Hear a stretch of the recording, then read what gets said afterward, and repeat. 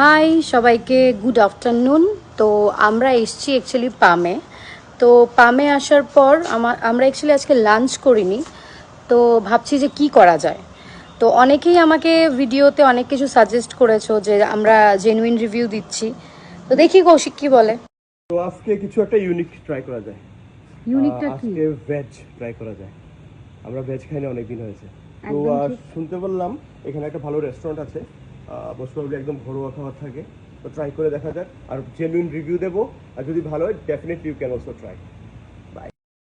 তো চলে এলাম আমরা নিরামিষ হোটেলে আসার পর এখানে মেনুটা দেখছিলাম। মেনুটাতে ছিল অনেক কিছু, কিন্তু তারপর মেনু থেকে চোখ সরে চলে গেল আমাদের ভেজ থালিগুলোর দিকে। থালিগুলোর প্রাইস ভীষণ রিজনেবল ছিল, আর যদি তোমরা পার্সেল করতে চাও এক্সট্রা 10 রুপিস দিলেই কিন্তু পার্সেল করে নিয়ে যেতে পারো।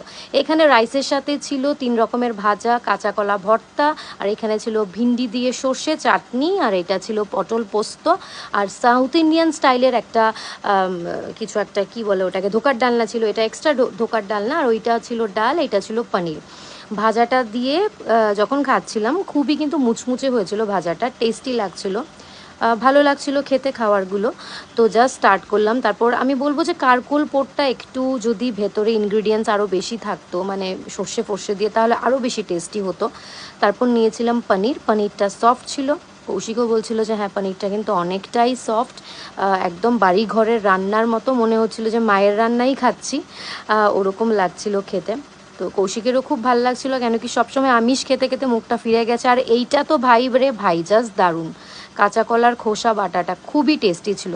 আর এইটা নিয়েছিলাম ধোকার ডালনাটা, সাইজগুলো কিন্তু বেশ বড় বড় ছিল।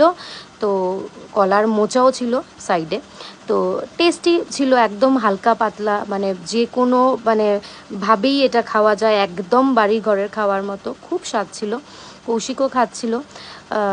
নিয়েছিল কৌশিক পটল পোস্তটাও টেস্টি ছিল। আর আমি একদম ভেঙে দেখিয়ে দিচ্ছি, পটল পোস্তটার ভেতরে কিন্তু খুব সুন্দর করে সর্ষেও গিয়েছিল, টেস্টি ছিল।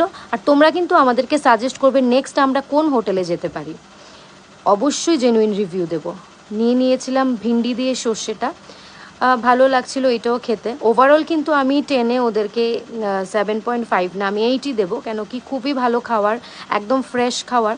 তারপর ওই সাউথ ইন্ডিয়ান স্টাইলের ধোকার ডালনাটা, ওটাও কিন্তু খুব এক্সট্রা অর্ডিনারি ছিল। চাটনিটা আমার কাছে একটু কম ভালো লেগেছে, যেহেতু আমি একটু মিষ্টি খেতে ভালোবাসি, চাটনিটা একটু টক ছিল।